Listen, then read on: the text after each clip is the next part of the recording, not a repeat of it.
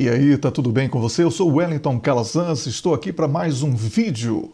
Hoje com cortes do Hora 10 e também com dois temas exclusivos para você que é seguidor do meu canal. Semana passada produzimos muito e divulgamos neste fim de semana não apenas a entrevista que foi feita com o Major-General Agostinho Costa para o Conexão Angola, como também uma entrevista exclusiva que ele concedeu aqui para você que é seguidor do canal. Por isso eu peço que você curta, comente, compartilhe e quem pode contribui com o Pix para que possamos trazer mais e mais conteúdos exclusivos para você, tá bom? Vamos assistir aos cortes e daqui a pouco eu volto com o exclusivo para você. Seguimos para a atualidade internacional. O Hamas acusa Israel de violar o cessar-fogo nas últimas 3 semanas e adiou indefinidamente a libertação dos próximos reféns, prevista para sábado. Numa declaração no Telegram, o porta-voz das Brigadas Al-Qassam, braço armado do Hamas, sublinhou que a libertação será adiada até nova indicação, deixando claro que o Hamas cumpriu todas as suas obrigações ao abrigo do cessar-fogo alcançado em janeiro. Abu Abeida enumerou o que diz serem as violações cometidas pelas forças israelitas. As autoridades israelitas, por sua vez, sublinham que é o Hamas quem está a quebrar os compromissos assumidos ao adiar a libertação dos próximos reféns. O ministro da Defesa de Israel fala em violação total do acordo de cessar-fogo por parte do grupo palestiniano e ordenou que as forças armadas do país estejam no mais alto nível de prontidão em Gaza.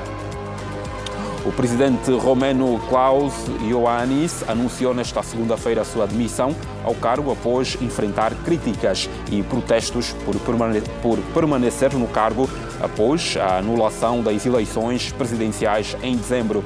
A princípio, o mandato do chefe de Estado, de 65 anos, deveria terminar no fim de 2024, mas a primeira volta das eleições presidenciais, em 24 de novembro, vencido de forma improvável por um candidato pró-Rússia da extrema-direita, foi anulado por suspeita de interferência russa. Para evitar uma crise para a Roménia e seus cidadãos, deixarei o cargo na quarta-feira, disse num discurso em Bucareste Klaus Iohannis. Desde a permanência Klaus Iohannis no cargo, milhares de romenos saíram às ruas para denunciar um golpe de Estado. O presidente do Senado e líder dos liberais, Ilia Bolojan, vai assumir o cargo de presidente interino até as próximas eleições. O primeiro-ministro do Líbano nomeou, no último sábado, um novo governo. O primeiro-ministro prometeu restaurar a confiança da comunidade internacional após o conflito devastador entre Israel e o Hezbollah e anos de crise econômica atribuída à corrupção. O novo governo enfrenta a difícil tarefa de implementar reformas para liberar bilhões de dólares de doadores internacionais após a grave crise econômica. Líderes políticos de todo o mundo iniciaram nesta segunda-feira uma reunião de cúpula em Paris com a elite do mundo tecnológico para tentar estabelecer as regras de comportamento para revolucionar a inteligência artificial. Co-patrocinado pela França e a Índia, a reunião pretende estabelecer um pacto para promover uma inteligência artificial mais ético, acessível e simples. Momento para a análise que se impõe nesta edição do Hora 10 com os nossos habituais comentadores, Issao Agostinho, Wellington Calazans. Aos dois, muito boa noite, bem-vindos. Wellington, boa noite. Boa noite, Sansão, Dombache. Boa noite a você assistindo a Hora 10. É um prazer estar aqui de volta. O prazer é todo nosso, finalmente, já é possível ouvi-lo. Vamos ao comentário que se impõe neste primeiro tópico. Portanto, Hamas adia a troca de reféns por tempo indevido. Explica-nos o que é que de facto está a se passar naquela zona. Ora, como era esperado por todos, Israel passou a descumprir o acordo de cessar-fogo e, com isso, o Hamas avisou que não irá dar sequência às próximas etapas do acordo de troca de presos, né, que tinha sido celebrada por todos ao longo das últimas semanas. Este anúncio ele é uma grande incógnita no que será aquela região mais uma vez, porque agora, para além do pensamento de Donald Trump de limpeza étnica na faixa de Gaza, há o regresso das pessoas para aquela região que Israel pretende atacar. Em outras palavras, estamos diante de um impasse que pode culminar com a agudização de um genocídio que está em curso, o que será muito perigoso para todos na região, especialmente para a população da Palestina, que já vive, nos últimos 2 anos, praticamente, um martírio insuportável. Não é? Há aí o rearmamento de Israel nesse período do cessar-fogo, como também do Hamas, e promessas de praticamente todos os países da região de que não irão concordar com a ação de expulsão, de limpeza étnica na faixa de Gaza. Então, esta publicação que foi feita nas redes sociais pelo Hamas sobre a suspensão da programação de entrega dos prisioneiros para o próximo sábado, né, que já estava, inclusive, dentro desse acordo, mais uma das etapas. Este anúncio ele decorre de acordo com as informações transmitidas pelo Hamas, pela violação de Israel aos acordos que foram cumpridos até aqui na sua totalidade dentro das etapas previstas. Aí, o que é que Israel faz? Mais uma vez, depois de atacar, culpa o Hamas e a população civil pelo descumprimento do acordo. É um filme que já dura quase 8 décadas.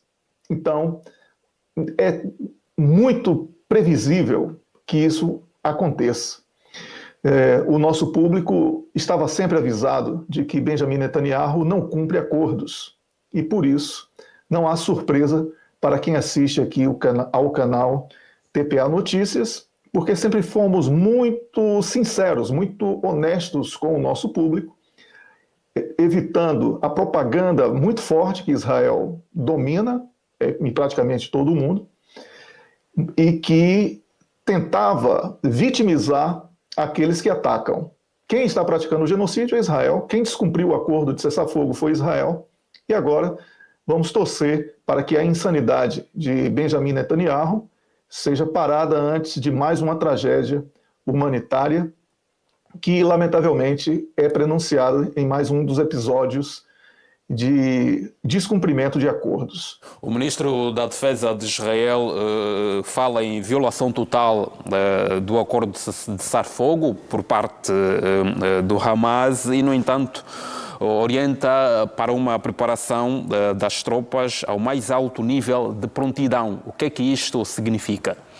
Significa que ele é mentiroso, significa que ele mentiu mais uma vez, significa que ele usou o cessar-fogo para se reequipar, mas não significa que ele vai conseguir cumprir a missão que promete. Vai haver um revide, dessa vez muito mais forte, e não será do Hamas apenas, será dos Houthis do Iêmen, será dos iranianos e muitos outros países que já estão cansados desta exaustiva falta de ética, falta de palavra das autoridades de Israel. Acho que, dessa vez, se eles forem realmente corajosos, eles estarão pondo, sim, em risco a existência de Israel naquela região.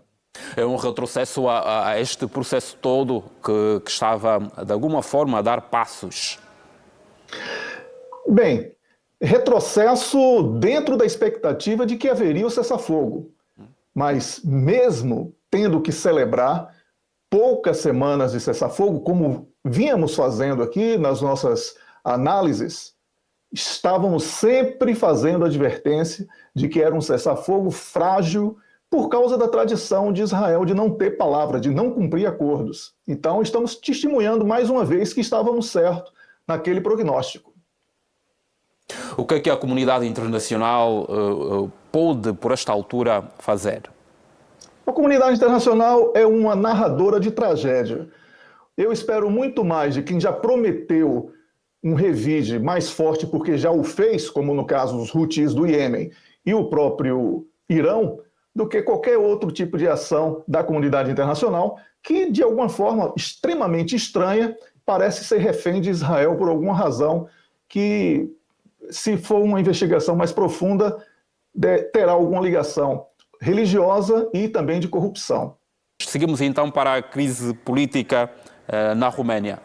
A crise na Romênia já temos é o sinal outra crise que nós já havíamos falado sobre a previsibilidade do caos político naquele país. Por quê? Porque houve uma eleição, o vencedor da primeira ronda, primeira volta, primeiro turno, como falamos no Brasil, ele foi rechaçado por causa de uma suposta ajuda estrangeira através do TikTok, e teria sido ajuda dos russos.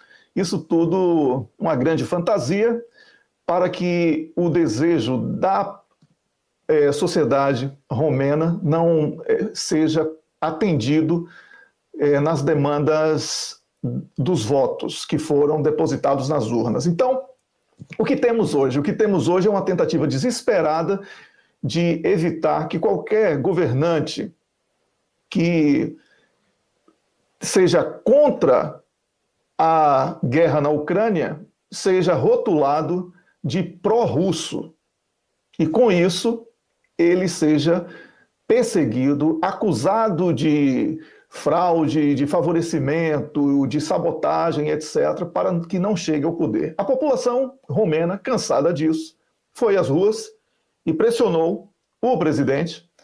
Com isso, a oposição parlamentar iria submetê-lo a uma sessão parlamentar que poderia culminar com a sua expulsão do cargo. Se isso acontecesse, ele iria perder todos os privilégios de um ex-presidente. Então, ele resolveu anunciar que na quarta-feira, dia 12 de fevereiro, dia muito importante, e os romenos irão saber que o seu presidente renuncia ao cargo.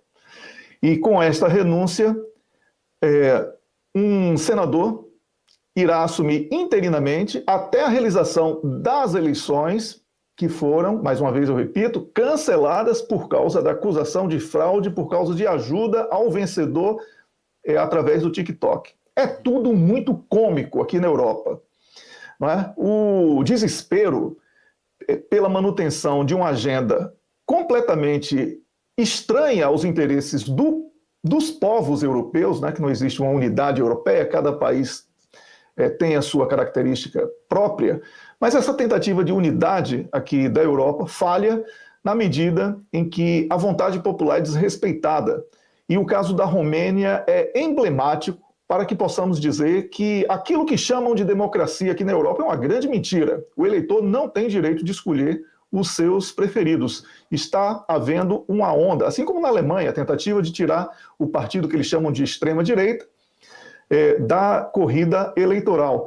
Na Romênia, o candidato que venceu a primeira volta é impedido de concorrer e é remarcada a primeira volta sob uma alegação de fraude que é frágil, insustentável, porque uma rede social ela não tem essa força de manipular resultado eleitoral em nenhum lugar do planeta. Por isso, estejamos atentos a esses movimentos, porque são esses países que acreditam que isso é normal, que cobram depois de países chamados periféricos, africanos, sul-americanos, alguns asiáticos, uma ética que eles não possuem aqui na Europa. Então, vamos acompanhar atentamente os movimentos da Romênia, mas a situação política ela já não vem muito bem desde o final do ano passado. Wellington, seguimos para o Líbano, que nomeou um governo após quase 2 anos de executivos interinos. O que é que este novo governo poderá trazer para o Líbano? Olha, interessante aqui é que, a despeito de uma grande pressão norte-americana, o Líbano acabou por acolher o Hezbollah na composição do novo governo, o que é muito importante para que haja estabilidade política interna. Porque sem o apoio do Hezbollah, o apoio político do Hezbollah, dificilmente um governo no Líbano, especialmente nesse cenário extremamente complexo que está sendo vivido ali, poderia se sustentar por muito tempo. Então foi formado aí um gabinete com promessa de restaurar a estabilidade, superar a crise econômica, e são 24 membros que estarão com este desafio, né? Por isso eu vejo que a formação deste novo governo, que foi anunciado no sábado, liderado pelo primeiro-ministro designado, o Nawaf Salam, ele, por causa da presença do Hezbollah, ele já aponta para uma contrariação ou contrariedade em relação à expectativa tanto de Israel como dos Estados Unidos, né? E é uma grande vitória dos iranianos que apoiam diretamente o Hezbollah ali no Líbano.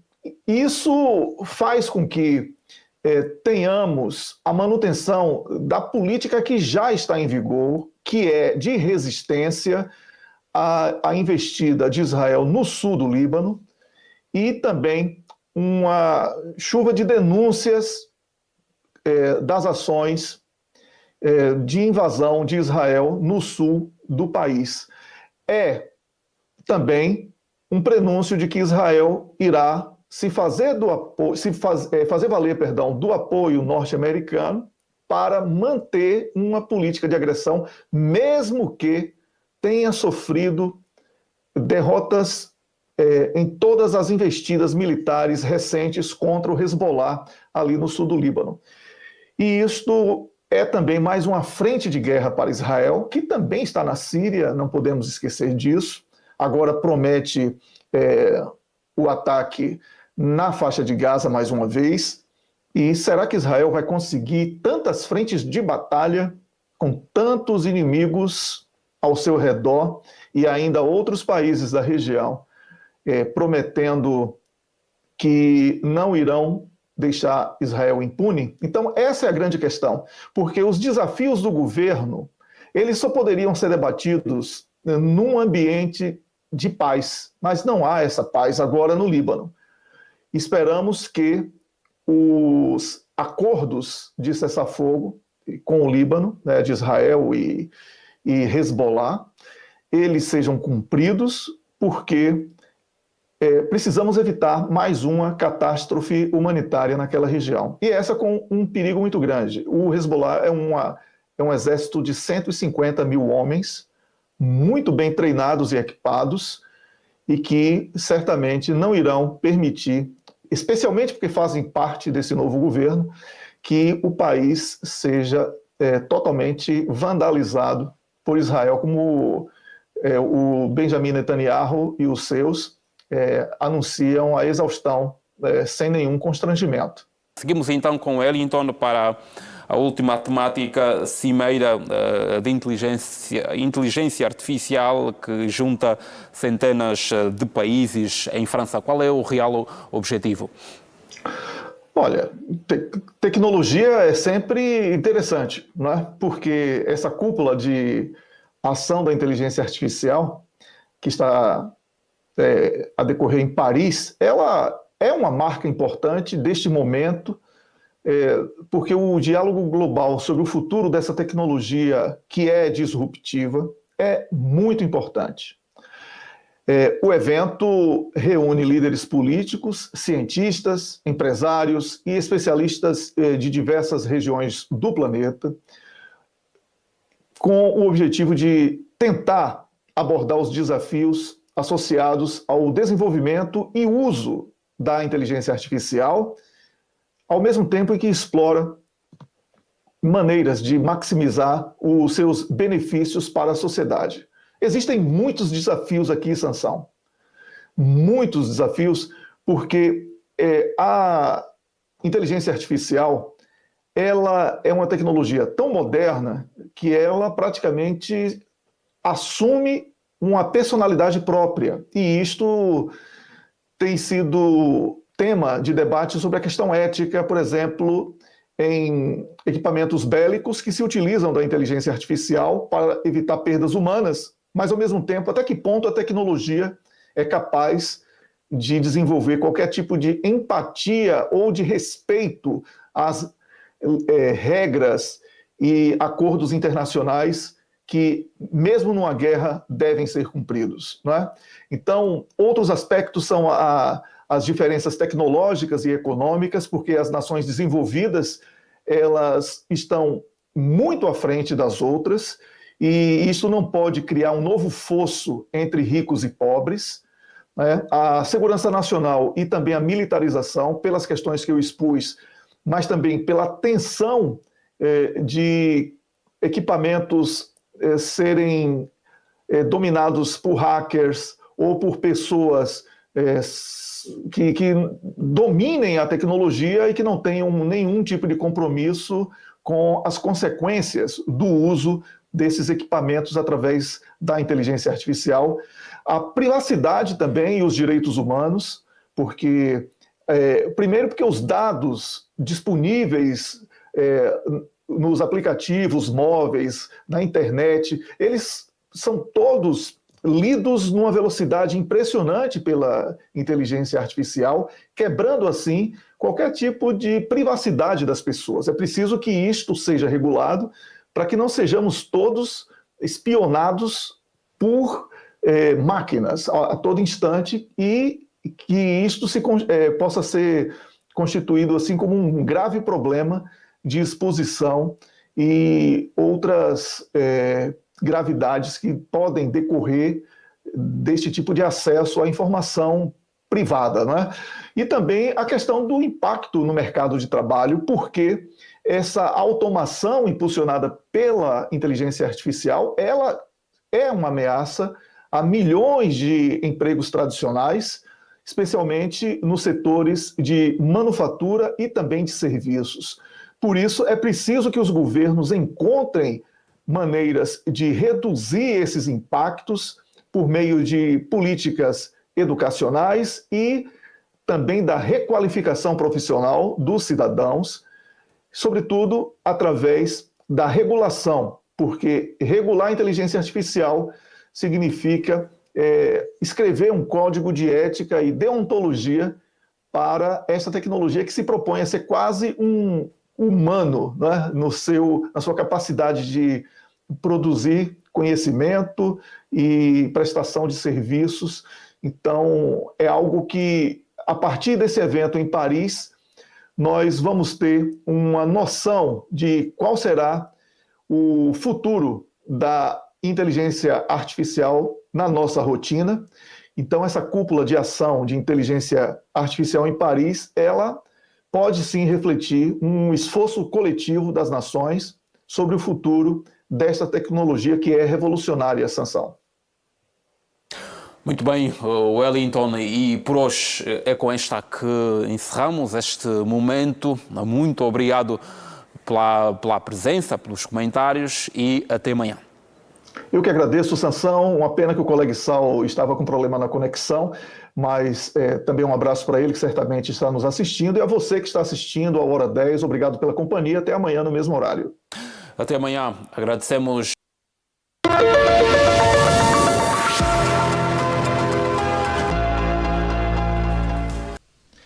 Você assistiu aos cortes do Jornal Hora 10, edição da noite, do canal TPA Notícias da Televisão Pública de Angola. E agora vamos trazer o conteúdo exclusivo para você que é seguidor aqui do canal, tá bom? Bem, obviamente que, ainda que eu tenha comentado, como você viu aí nos cortes, sobre essa questão de Israel, é importante trazermos mais alguns detalhes sobre aquela ameaça feita por Benjamin Netanyahu de total descumprimento do acordo de cessar-fogo. O Irã e a Arábia Saudita, eles condenam as declarações de Netanyahu sobre um Estado palestino em território saudita.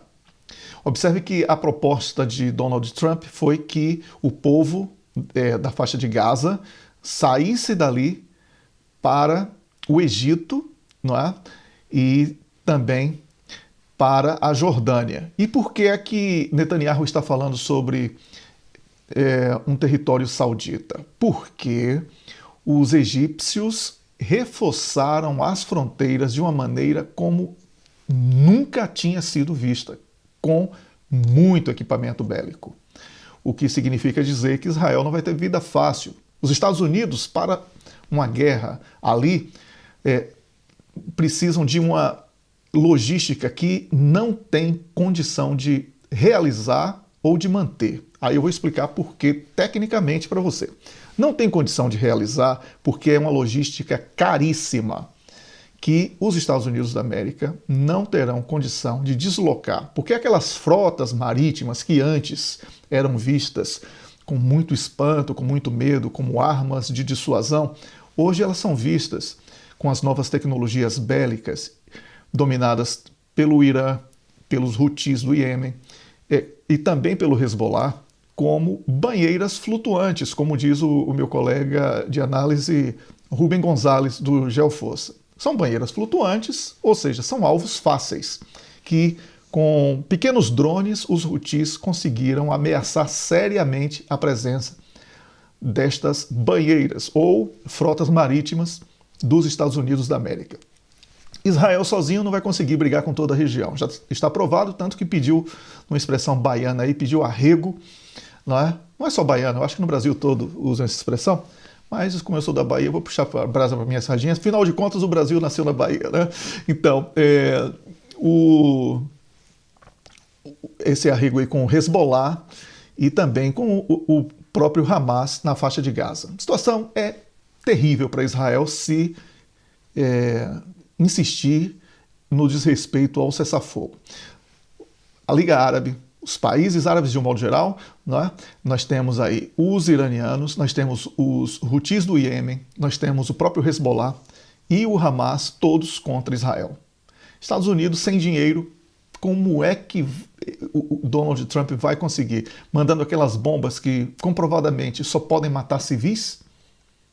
Se ele fizer isso, ele certamente irá perder apoio interno, não dos seus pares do Partido Republicano, que são todos reféns do lobby sionista, mas do povo norte-americano, que já começa a cobrar de Donald Trump que ele cumpra o American First e não Israel First. Eu falei sobre isso, inclusive, num vídeo anterior. Então, este tema ele vai dar muito pano para manga, porque é uma situação complexa e você que é seguidor aqui do meu canal, eu vim avisando, e você não estava desinformado sobre isso, de que Israel não costuma cumprir acordos, mas se descumprisse, a situação existencial de Israel voltaria a estar em xeque. Vamos ver se o Benjamin Netanyahu e os seus realmente estão dispostos à prática desta loucura que está sendo prenunciada, não é? Caso ele realmente descumpra os acordos. Um outro tema que eu quero trazer com exclusividade para você é que a Rússia alerta a União Europeia contra a apreensão de seus petroleiros no Mar Báltico e Moscou emitiu um alerta à União Europeia após relatos de que países da União Europeia que fazem fronteira com o Mar Báltico estão considerando medidas legais para deter os petroleiros russos. E quais são esses países bálticos? Olha só, você vai rir agora, né? Estônia, Letônia e Lituânia. Aqueles pequenininhos ali. Então, as autoridades russas estão avisando que não irão perdoar, caso isso ocorra, irão considerar uma invasão, uma ameaça à soberania russa, o que irá provocar uma retaliação proporcional, ou seja, ataque. Se atacar um país que é membro da OTAN, o artigo 5º terá que ser acionado. Estados Unidos praticamente bancam a OTAN. Se os Estados Unidos, com Donald Trump, já estão avisando que praticamente não tem interesse de manutenção ali, a situação vai ficar muito ruim para a OTAN. E esses países, eu duvido muito que eles pratiquem essa ousadia. Uma autoridade russa, inclusive, chegou a dizer que, juntando os 3 países, a Rússia, com apenas uma metralhadora, seria capaz de derrotá-los. Para que vocês tenham uma ideia de como a Rússia está segura de que dificilmente esse tipo de ameaça será cumprida. Então, esses são os 2 temas que eu queria trazer para você aqui no nosso comentário de conteúdo exclusivo. Espero que você tenha gostado. Eu volto amanhã com mais cortes do Hora 10 e também com mais temas exclusivos. Eu agradeço a você, peço mais uma vez que curta, comente, compartilhe. Quem pode, contribui com o Pix, tá bom? Um grande abraço e até o próximo vídeo.